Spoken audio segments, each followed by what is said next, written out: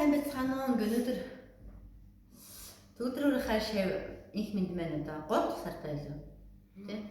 3 дахь сарын хичээлд явж байна. Ингээд би бас ингээд сонгодог аялгуудаас гадна өөрийнхөө зохиосон аялгау болон бас одоо хүмүүсийн дуулах дуртай дуунуудыг бас ингэж ноотож өгдөг байгаа. Тэгээд өнөөдөр бид хорвоод ганцхан ээжтэй гэдэг дууг манай их мэд маань төгтөр хуур дээр тоглоод би дуулнаа.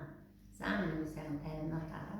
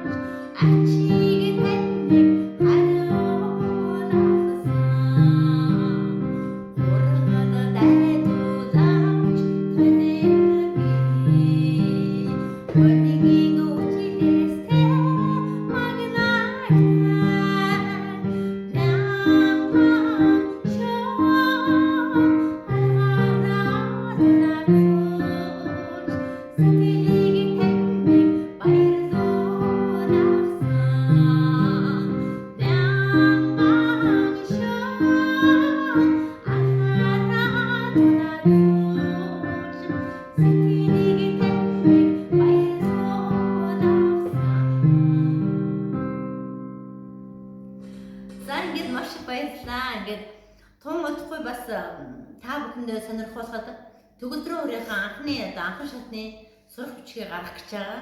Энэ номон дээр мань бас ингээд хорвоод ганцхан ээжтэй асад суугай ээж гэдгээс олны бас мэддэг сайхан дуунуудыг би хүүхдийн гарт ингээд одоо тохиромжтойгоор одоо маш их эвтэйхнэр найруулад оруулсан байгаа. Ингээд тун удахгүй гарах номныхоо бас рекламыг давхар хийж байгаа шүү. Ингээд баярлалаа та бүхэндээ.